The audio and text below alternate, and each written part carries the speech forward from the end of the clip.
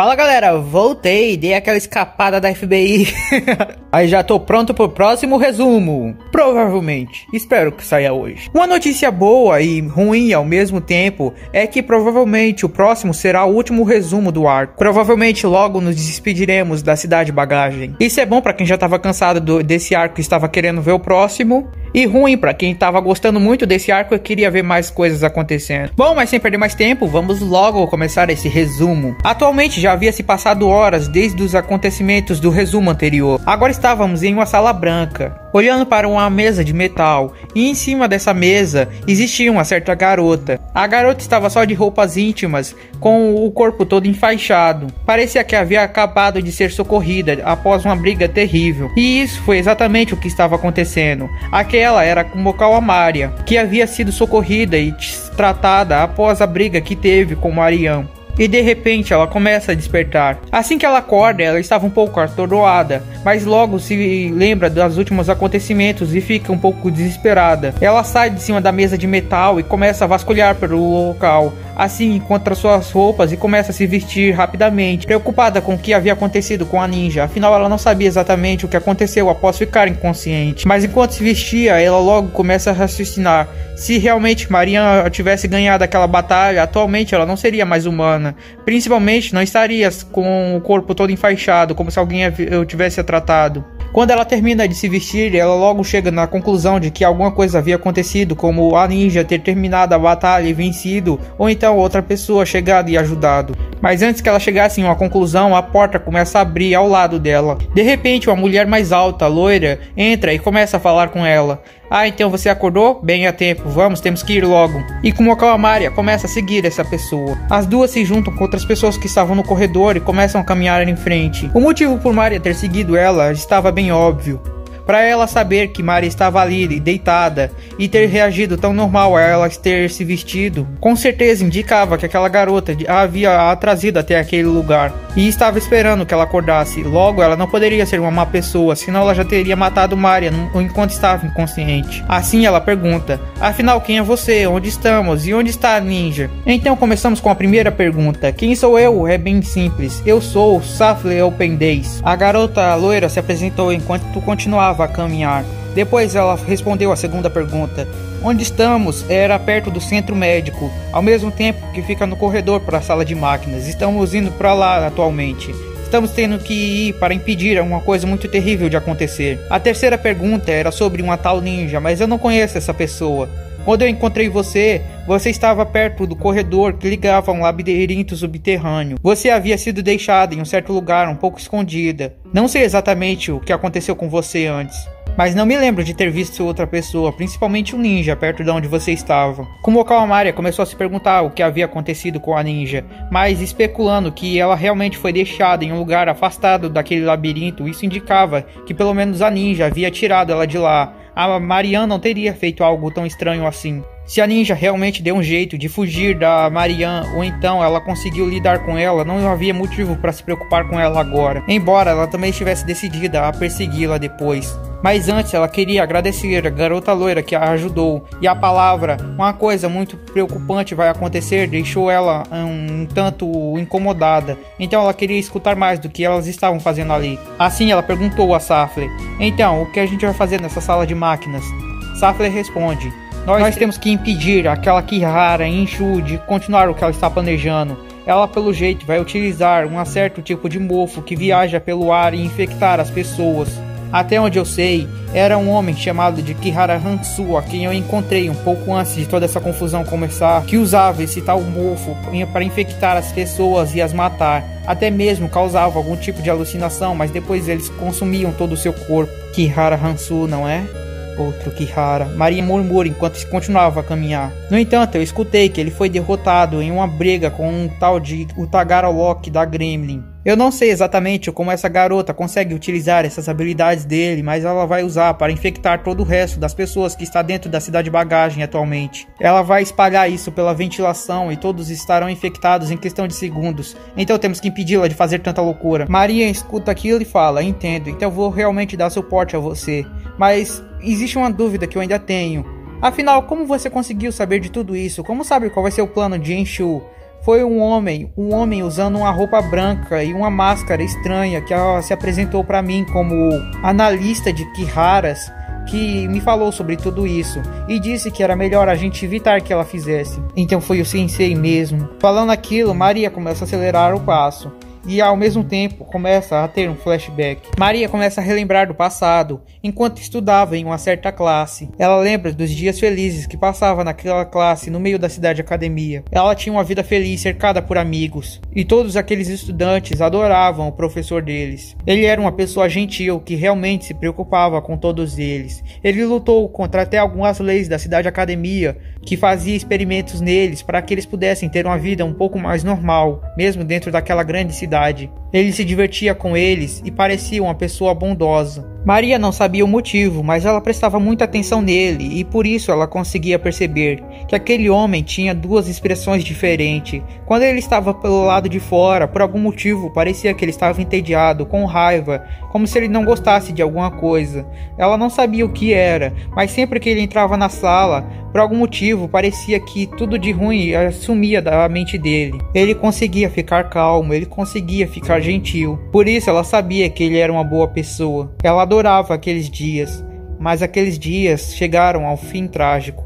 Isso porque um certo dia, um adolescente, um esper com habilidades perigosas invadiu a escola e estava mirando a classe de Maria. Ele iria fazer um ataque àquela classe e matar todos que estivessem dentro. Os poderes daquele garoto eram muito fortes, por isso ele facilmente conseguiu passar por todos que tentaram impedi-lo. Parecia que seria inevitável aquilo. No entanto, um homem veio ao resgate daquelas crianças, possibilitando que elas fugissem daquele garoto. Aquele homem era o professor da turma. Seu nome era Kagon, mas seu sobrenome era desconhecido. A primeira coisa que aquele homem fez foi levar aquele garoto que estava fazendo o ataque para outro lugar, permitindo que as crianças fugissem. Ele arrastou o garoto até a parte mais subterrânea do colégio. O garoto não estava preocupado com as habilidades dele, ele conseguiu matar todos que estavam no seu caminho facilmente. Então ele não acreditava que um professor pudesse impedi-lo agora. Aquele garoto, só de olhar para o rosto dele, dava para perceber que ele estava estranhamente perturbado.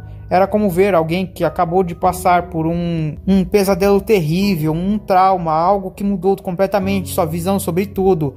Começasse a querer matar todos que estivessem na sua frente. Aquele professor também conseguia ver isso. No fundo, ele desejava ajudar o garoto também. Aquele garoto não tinha uma idade diferente de seus alunos, e por isso ele não queria que ele tivesse um fim trágico. Mas aquele garoto simplesmente começou a atacar. Era impossível pará-lo. Do jeito que estava fazendo, ele planejou um novo tipo de ataque, destruir toda aquela escola, e os escombros da explosão que ele criasse iriam matar com certeza alguns dos alunos que ainda não tivessem escapado. As ações daquele garoto ficaram óbvias para Kagon, por isso ele tomou uma decisão. Pouco tempo depois, a Antskill apareceu, tirou todos os alunos que restavam de dentro do colégio e seguiram para procurar o garoto que havia feito todo aquele caos. Alguns alunos, entre eles Maria, conseguiram passar pelo lugar também, porque estavam preocupados com seu professor.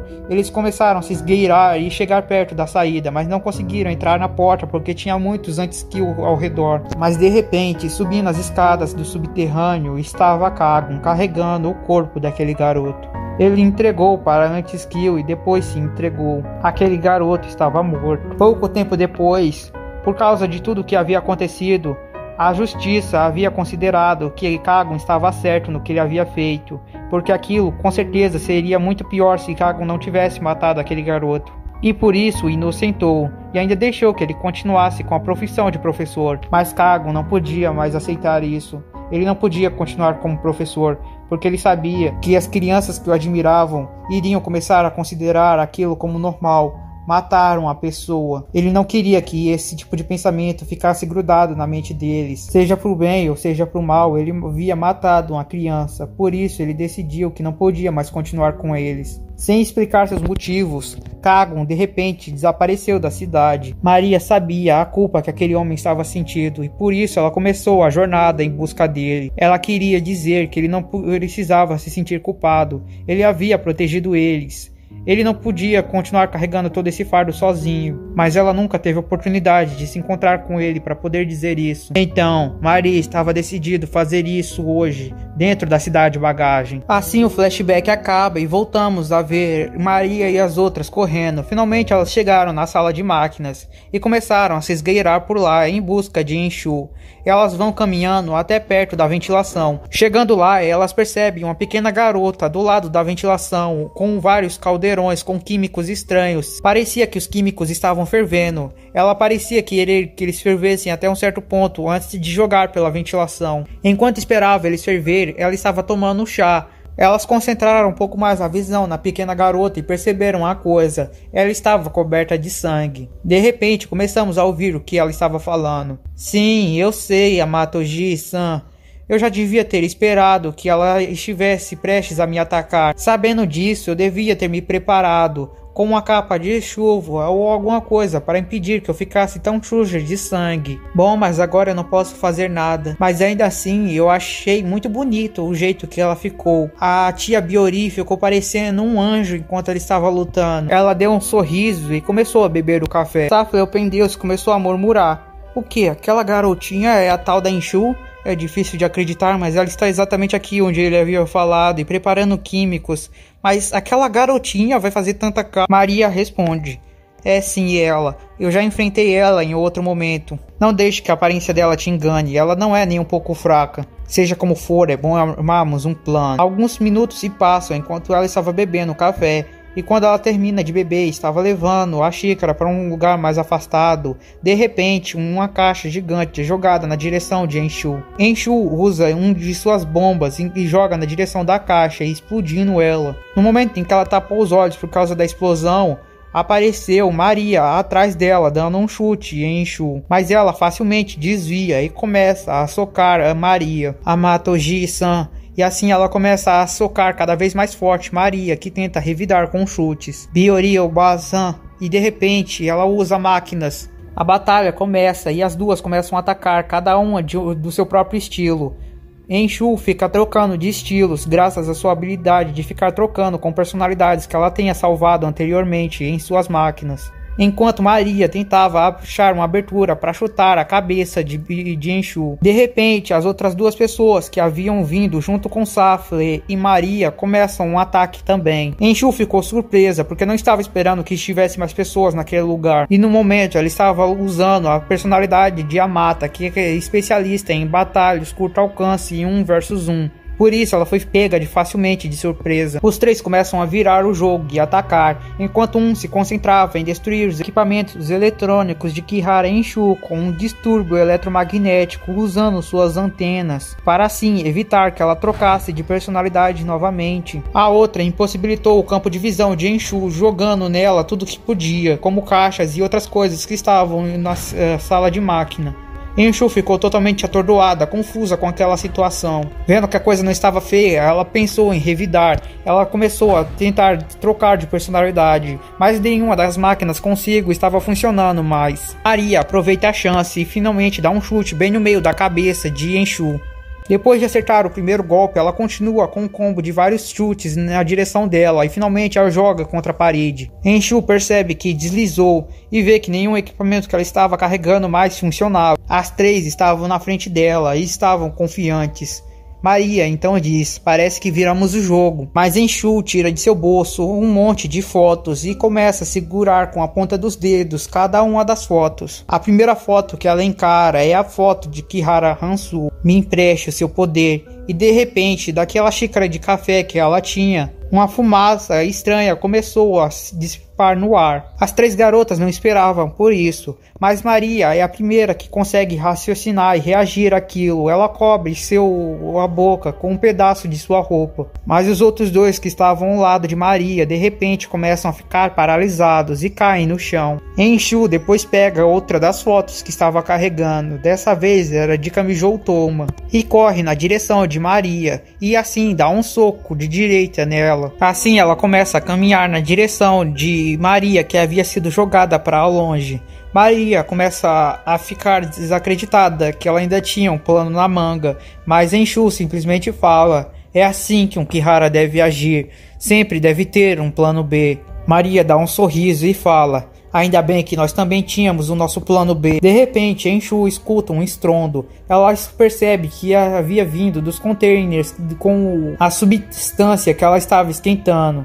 Tudo aquilo havia sido jogado em um lugar mais afastado. E o plano dela havia sido arruinado. A pessoa que havia jogado aquilo longe era Safle Open Days. Nós éramos só a distração, disse Maria enquanto encarava Enshu. Enshu fica extremamente irritada e fala: se é assim, eu vou acabar com vocês e começar tudo de novo. Ela puxa novamente a foto de Kihara Hansu e também uma garrafa com outro químico dentro e joga na direção de Maria.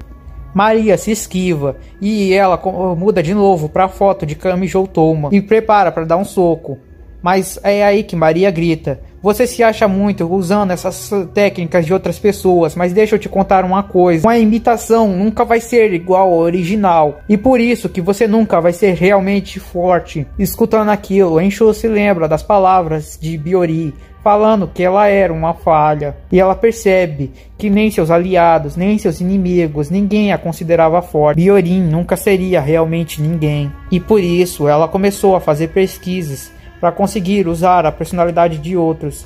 Ela estava, na verdade, apenas buscando alguém que a pudesse ajudar a ser completa. Por isso, saber que nem mesmo seus inimigos a consideravam alguém completa, mesmo usando isso, a deixou extremamente irritada. De repente, ela puxa a foto de Kihara Kagun e começa a disparar várias minas explosivas na direção de Maria. Ela começa a chorar e fala que se exploda tudo, mas antes de acionar os explosivos, Safle aparece atrás dela e puxa o braço de Enshu. Maria vai com tudo para frente dela e começa a deparar para dar um chute. Que se exploda, que se exploda, que se exploda, eu não quero mais escutar nada. Enshu começa a gritar e de repente revela que embaixo das roupas tinha um monte de explosivos. Ela pega o dispositivo que iria acionar os explosivos com a mão e se prepara para acionar.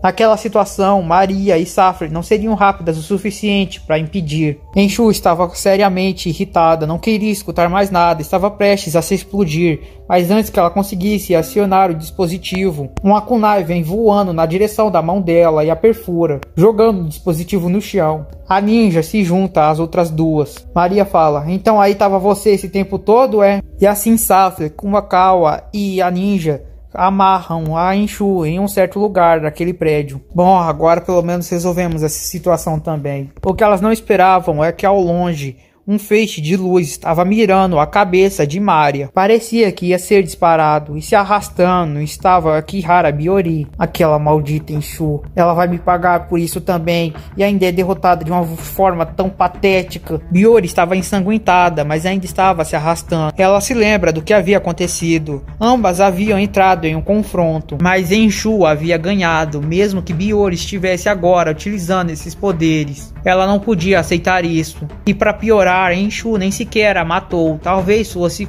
vestígios da personalidade de Kami Joutoma que ela estava usando na hora. Mas ela se recusou a matar Biyori depois que a derrotou. Simplesmente deixou ela ensanguentada depois de levar tanto soco. E isso foi o que mais irritou Biyori naquele momento.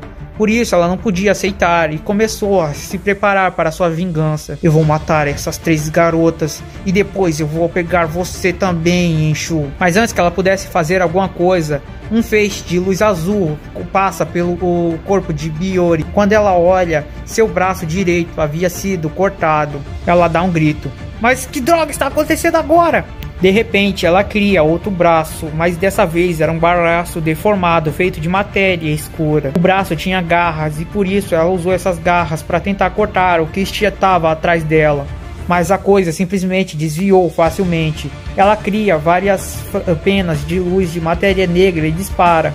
Uma delas acerta a cabeça do alvo, mas apenas destruiu a máscara que estava usando. Revele-se logo, quem é você? E saindo das sombras, um homem com uma roupa branca se revela. Com a máscara destruída, não tinha nada para ocultar sua face. E Biyori logo descobre quem era ele. Kihara Kagun. Finalmente chegou o dia que eu estava aguardando. Eu vou acabar de vez com você, Biyori. E assim, outro flashback começa, mas dessa vez pelo ponto de vista de Kagun. Kagun era um cientista. ainda jovem, era considerado um prodígio entre os Kiharas. Ele ficava responsável com experimentos de quase morte. Ele fazia com que os pacientes dele chegassem em um estado de parar o coração e depois trazia-os de volta. Esse experimento tentava identificar uma forma de criar um tipo de substância que fizesse com que o alvo ficasse nesse estado automaticamente. Um jeito de parar o coração do alvo quando ele quisesse. Várias pessoas morriam nesse experimento. Era comum.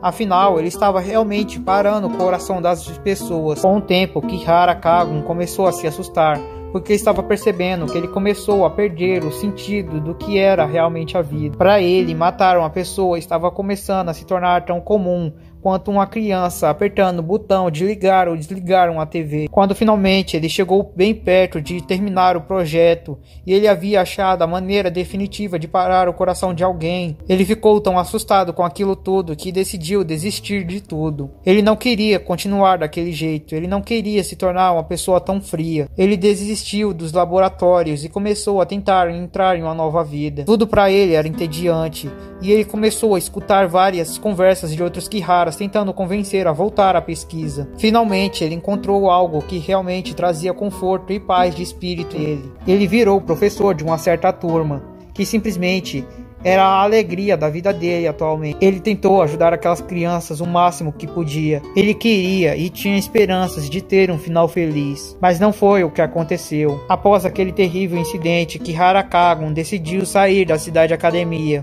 Enquanto começou a vagar pelo lado de fora da cidade academia, sem saber o que fazer atualmente, perdido em pensamentos, ele encontrou-se com uma garota morena. Ela se apresentou como Maria Slineyer, uma maga que buscava encontrar um jeito de criar uma arma definitiva, e ela pediu a ajuda de Kagon, um cientista da cidade academia e ainda mais um prodígio. Mas Kagon não queria se envolver com mais nada, ele simplesmente não via sentido em mais nada. Assim ele deixou Marianne e voltou a simplesmente continuar vivendo.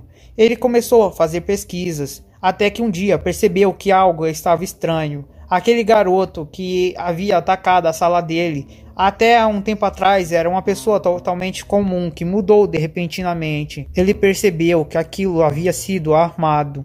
Ele não podia acreditar, mas alguém havia planejado tudo aquilo. Ele não iria permitir que alguém que havia colocado suas crianças em perigo, que havia destruído sua vida feliz, continuasse vivendo. Ele começou a fazer suas pesquisas e encontrou um nome. Para outra pessoa, aquilo seria algo comum, mas para ele não foi nem um pouco surpreendente. O nome da pessoa que fez aquilo foi Kihara Biorin. Um membro da sua própria família havia feito aquilo tudo, mas ele simplesmente entendeu. Nenhum outro Kihara iria aceitar aquilo que ele estava fazendo, vivendo uma vida longe da maldade, longe das pesquisas. Ele então decidiu ir em busca de vingança. Ele iria encontrar uma forma de acabar com aquela maldita que arruinou a vida dele. Mas ele sabia que não tinha como ele fazer isso facilmente. Se ele simplesmente voltasse para a cidade academia em busca de vingança, ele iria ter que estar preparado para enfrentar todos os outros Kiharas de lá de dentro. Isso seria pior do que o suicídio. Ele não estava pronto para isso, mas ele lembrou da garota morena que havia lhe falado sobre um tipo de poder diferente do que ele estava acostumado. Ele voltou até a garota e começou a trabalhar junto com ela, em busca de encontrar um poder que o ajudasse a conseguir sua vingança também. Eles começaram a viver juntos. Por um tempo, ele começou até mesmo a esquecer daquele ódio que ele sentiu, porque começou a voltar a ter uma vida boa e pacífica com aquela garota. Por um tempo, ele começou a viver uma vida normal, mas no fundo, ele ainda desejava a vingança. Ele não tinha outro motivo de vida. Ele não queria ter outro motivo de vida. Ele apenas queria fazer com que a pessoa que arruinou a vida dele pagasse. Ele não podia deixar que a vida pacífica que ele estava tendo agora o fizesse esquecer do que ele realmente desejava. Um dia, aquela garota e ele se juntaram a um grupo após o conflito que foi gerado na Terceira Guerra Mundial. Aquele grupo visava a destruição do lado científico também. Por isso ele sabia que se ele ficasse junto a eles, ele com certeza teria a oportunidade de vingança. Foi assim que Kihara Kagon e Marianne Slineyer se juntaram a Gremlin. Finalmente, após uma reunião com a líder da Gremlin, ele ficou sabendo sobre sua próxima missão, que seria na cidade Bagagem. Após escutar todas as partes do plano, ele não pôde acreditar. Ele sabia que iria se encontrar com seu alvo finalmente. Ele sabia que iria se encontrar com Kihara Byorin. Por isso, ele formatou vários planos. Ele estava preparado para tudo. Ele queria finalmente colocar um fim em tudo aquilo. E isso o leva até hoje. O flashback acaba. Agora, ele estava olhando para a pessoa que ele tanto buscou para ter sua vingança. Biyori começou a rir e falou: era por ter suspeitado. Tudo isso estava muito calculado. Desde o começo, você planejou tudo. Todos os movimentos até agora. Você estava indicando a passagem de cada pessoa por cada lugar, esperando que isso levasse até aqui. Kagun não respondeu a ela, simplesmente olhou para as 3 garotas lá embaixo e perceberam que elas haviam derrotado a Enshu. Parece que eu fiz certo enviando a ninja pra cá, ainda bem que ela chegou a tempo. Biyori simplesmente ficou estressada e não vai nem ao menos falar comigo? Assim ela criou várias outras penas de matéria negra e começou a jogar feixes de luz na velocidade incrivelmente alta na direção dele. Esticando o dedo pro lado, uma lâmina com um feixe de luz azul simplesmente surgiu do nada. Ele começou a cortar aquelas penas que estavam sendo jogadas na direção dele e se aproximar de Biyori. Biyori criou asas de matéria negra que foram na direção dele. Ele simplesmente usou sua velocidade e estratégia para desviar e cortar outro braço de Biyori. Você não me engana, eu estudei muito bem todo o seu corpo, eu já sei todas as suas capacidades. Eu até sei por que você não está sangrando. Na verdade, você nunca sangra, não é? Então você sabe sobre as minhas pesquisas também, disse Biyori no chão. Dane-se, eu não quero saber de mais nada. Eu vou matar você e todos que estão aqui. Se entregando à fúria, Biyori começa a se transformar em um monstro gigante feito de matéria negra. Com suas garras, simplesmente atravessa o corpo de Kagun e começa a estremecer todo o local. Veja a coisa que eu me tornei, eu sou perfeito, disse Biyori, com uma voz monstruosa, simplesmente rugindo para todo lado. Um simples humano como você não pode mais me alcançar. Mas do nada, simplesmente outro feixe de luz corta o braço monstruoso de matéria negra daquele... Era Kagun novamente. Ela fica assustada e... Como você foi atravessado e ainda está vivo? E não só isso, como o feixe de luz ficou mais forte. Biyori entendeu, aquilo não era uma habilidade da ciência.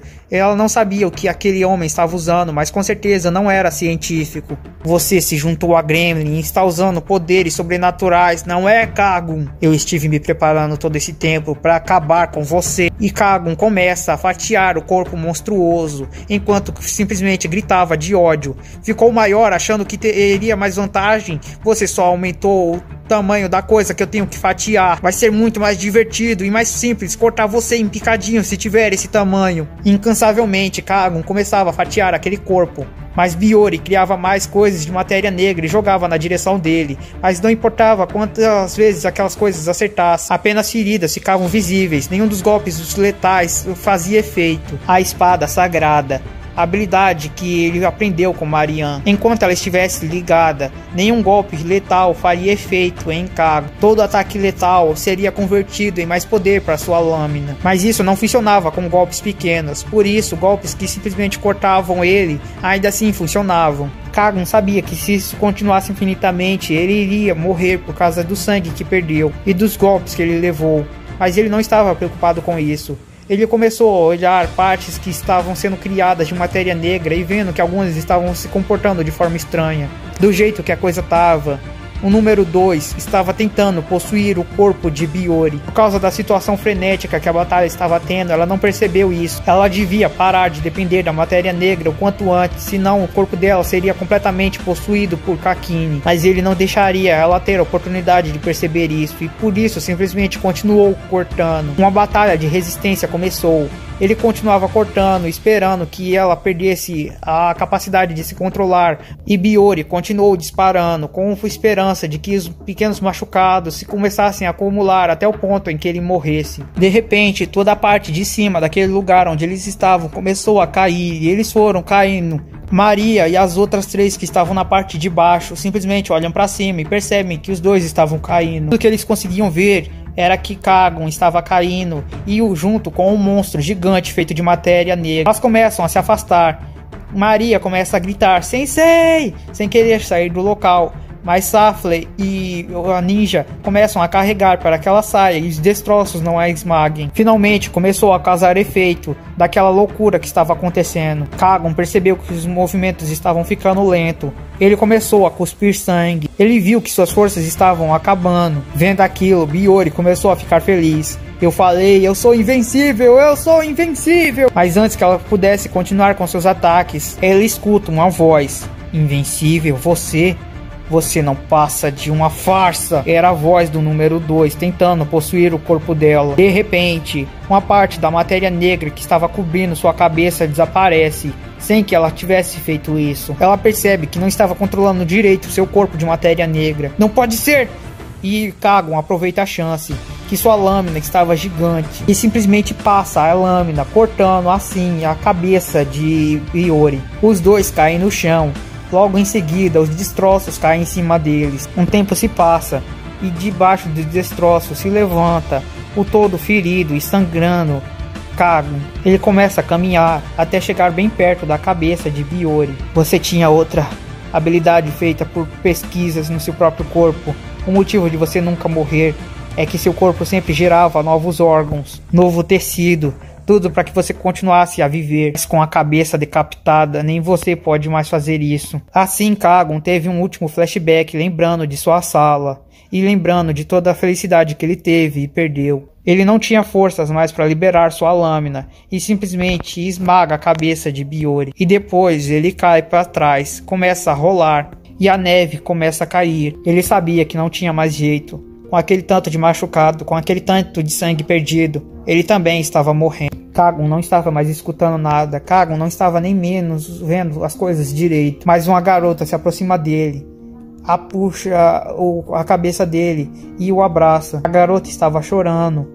Ele não conseguia dizer quem era, mas ele sabia que alguém estava o abraçando. Ele sentia aquele calor no corpo dele. Ele também sentia os frios percorrendo suas costas, porque a garota que estava o abraçando também estava chorando. Kagon pede desculpas e Kagon acaba morrendo, com um sorriso no rosto. A garota que estava o abraçando era Maria, Moakawa Maria, uma de suas estudantes. Ela não podia aceitar aquilo.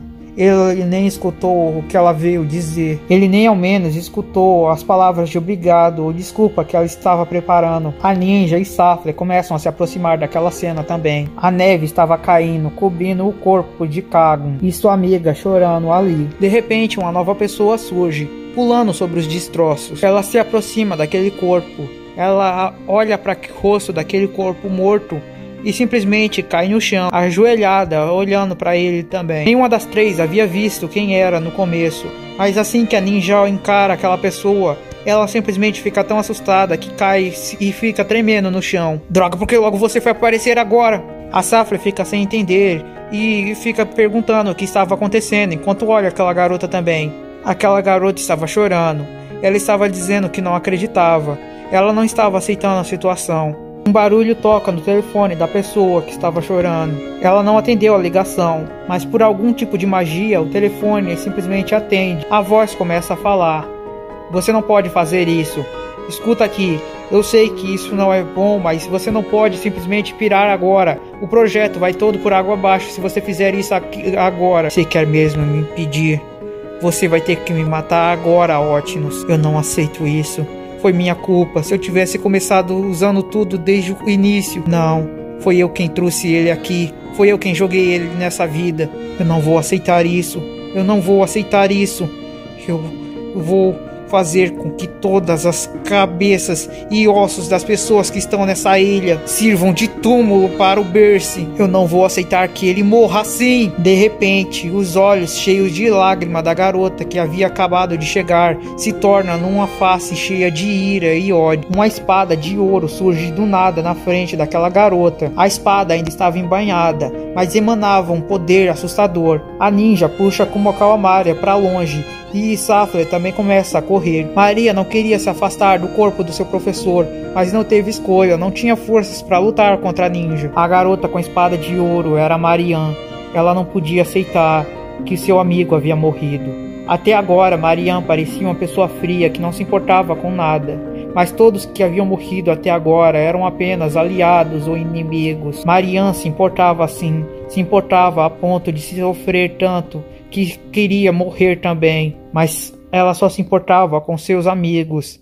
E na sua frente, a pessoa que ela considerava um verdadeiro amigo acabou de morrer. Marian tinha decidido matar todos que estavam naquela ilha e não deixar nenhum vivo. Segurando aquela espada embanhada, ela começou a emanar um poder tão assustador que começou a dividir a ilha em pedaços. Feixes de luz escapavam daquela lâmina que ainda estava embanhada e simplesmente dividiam tudo pela frente. No telefone, a líder da Gremlin, Otnus, falou: "Você tem certeza que você vai fazer isso mesmo? Eu não vou perdoar nenhum deles, nunca!" A garota chacoalha a lâmina para frente como se estivesse cortando o ar. De repente, um clarão de luz enorme percorre todo o lugar. Depois que o clarão apaga, Maria começa a se levantar e se percebe que tinha alguém na frente dela. Parecia que a ninja tinha se jogado na frente do corpo dela para que ela não fosse atingida pelo clarão de luz. Maria leva o corpo dela para o lado e tenta acordá-la, achando que ela estava inconsciente. Mas naquela situação era óbvio. Se aquela ninja estivesse respirando, daria para perceber na hora. Aquela garota, aquilo era um cadáver. Ela começou a se desesperar. Pediu ajuda para Safle, para que ela ajudasse a tirá-la dali. Mas quando virou o olhar, Safle também estava do mesmo jeito, também era um cadáver. Marian começa a lembrar as últimas conversas que teve com Kagun, e vendo o corpo dele sendo soterrado pela neve, ela não podia aceitar.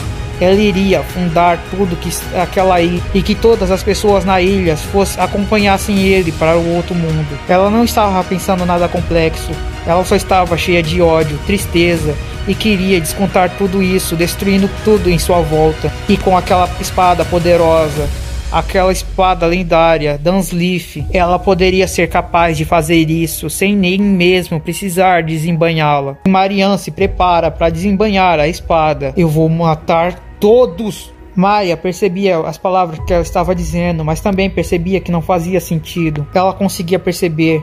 Aquela sensação só podia significar uma coisa. O todos que ela falava não era mais ninguém.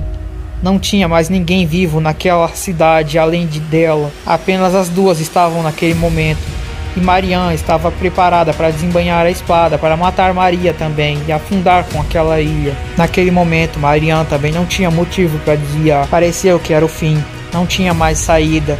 Marian começou a desembanhar a lâmina e se preparar para dar o ataque final. Um barulho percorre todo lugar. Era um som de vento, mas de repente um som de lachaduras começou a emergir. Maria já tinha fechado os olhos. Ela não queria mais escutar nada.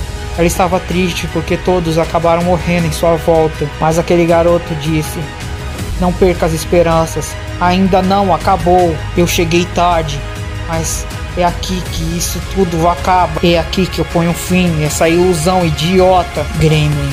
Agora nossa batalha começa." Lachaduras negras aparecem por todo lugar. Um buraco naquela realidade simplesmente abre. E do meio da escuridão que o buraco mostrava, surgiu um garoto com cabelos espetados. Ele parou o ataque daquela lâmina porque a realidade estava com lachaduras. Da onde ele acabou de aparecer e o que ele quis dizer com "ainda não acabou". O capítulo acaba com uma imagem mostrando quem estava vivo e quem estava morto atualmente. As lachaduras começam a crescer, percorrem todo lugar. O mundo parecia que iria cair naquele buraco cheio de trevas que ele havia saído. Kamijo Touma encarava Marian Linneyer com a sua espada Dunsleaf. Ele cerrava os punhos e a batalha final estava prestes a começar. O que vai acontecer? Você vai ter que acompanhar no próximo resumo, e provavelmente o último do arco. Mas era só isso. Valeu, falou, se inscreva, compartilhe o vídeo tá gigante.